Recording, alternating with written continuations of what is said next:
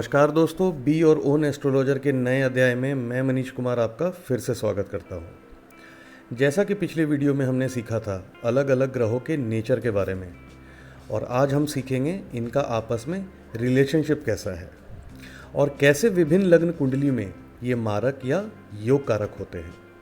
तो आइए शुरुआत करते हैं। सबसे पहले हम देव ग्रहों की सूची को देखते हैं। इसमें सबसे पहले आते हैं बृहस्पति देव, जो कि देवों के गुरु हैं। उसके बाद सूर्य देव, फिर चंद्रदेव और अंत में मंगल देव।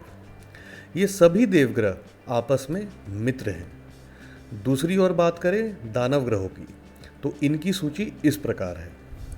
सबसे पहले हैं शुक्र देव, यानी कि शुक्राचार्य। इन्हें दानवों का गुरु माना गया है। फिर हैं शनि देव, फिर राहु देव और अंत में केतु देव। ये सारे के सारे दानवों की टीम में हैं और ये भी आपस में अच्छे मित्र हैं। तो इन्हें हम कुछ इस प्रकार समझ लें कि ये दो टीमें हैं। टीम ए जो कि देव लोगों की है और टीम बी जो कि दानव लोगों की है। टीम ए और टीम बी की आपस में नहीं बनती। अब ध्यान से देखें, इनमें से सिर्फ एक ग्रह रह गया है जो कि है बुध देव।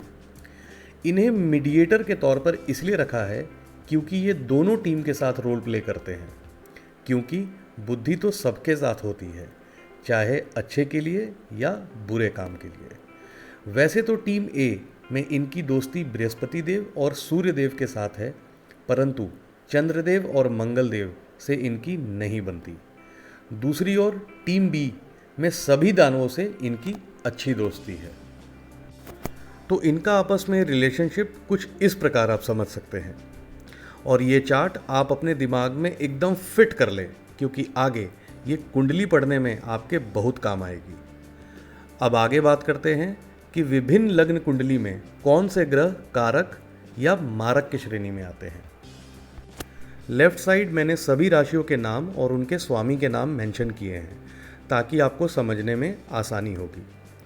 अब हम सबसे पहले मेष लगन की कुंडली लेते हैं, यानी कि फर्स्ट हाउस सेंटर में 1 लिखा होगा, और फर्स्ट हाउस यानी कि मेष राशि जिसके मालिक हैं मंगल देव। चूँकि लग्नेश हमेशा ही आपका अच्छा करते हैं, तो मंगल देव हो गए आपके लिए योग कारक। अब बात करते हैं सेकेंड हाउस की, जहाँ 2 लिखा है, मतलब शुक्र देव, और हम जानते हैं कि इन्हें 2 राशि मिली हुई है, वृषभ और तुला। मतलब second house and 7th house का डिपार्टमेंट इन्हें मिला है। अष्टम द्वादश थ्योरी के तहत और लग्नेश के अति शत्रु होने के कारण ये इस कुंडली के लिए हो गए मारक।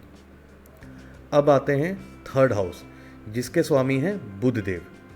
इनकी भी दूसरी राशि कन्या है, मतलब एक तो मेहनत वाला घर मिला है, दूसरा रोग, ऋण और शत्रु वाला डिपार्टमेंट, और ये भी लग्नेश के शत्रु हैं, तो ये भी इस कुंडली के लिए हो गए मारक।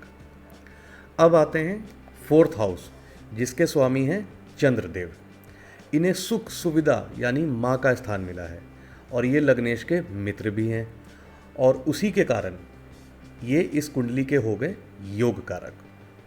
अब आते हैं फिफ्थ हाउस पर, और जैसा कि मैंने पीछे बताया था कि त्रिकोण का घर होने के साथ ये बहुत ही शुभ घर माना जाता है, और फिफ्थ हाउस में है सिंह राशि, जिनके स्वामी हैं सूर्यदेव, और ये भी लग्नेश के मित्र भी हैं, तो सूर्यदेव इस कुंडली के हो गए योग कारक। सिक्स्थ हाउस, इनकी बात हम ऑलरेडी कर चुके हैं।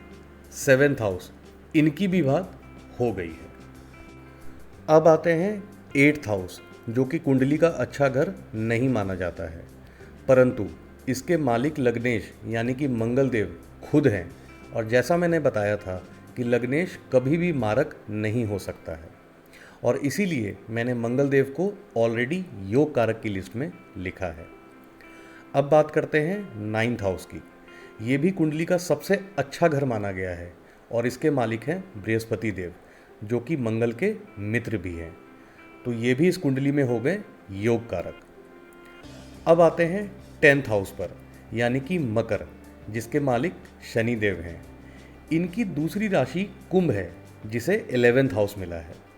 यानी एक तो प्रोफेशन का घर और ऊपर से लक्ष्मी स्थान, और दोनों ही कुंडली के इम्पॉर्टेंट घर है।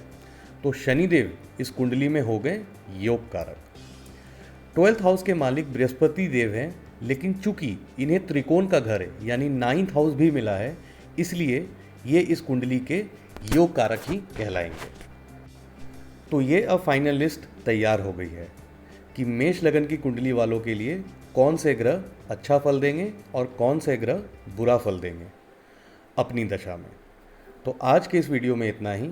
अगले वीडियो में हम सीखेंगे वृषभ लगन के कुंडली में कौन से ग्रह अच्छे या बुरा परिणाम देने वाले हैं।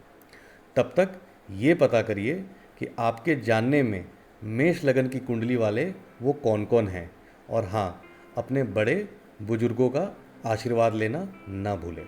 धन्यवाद।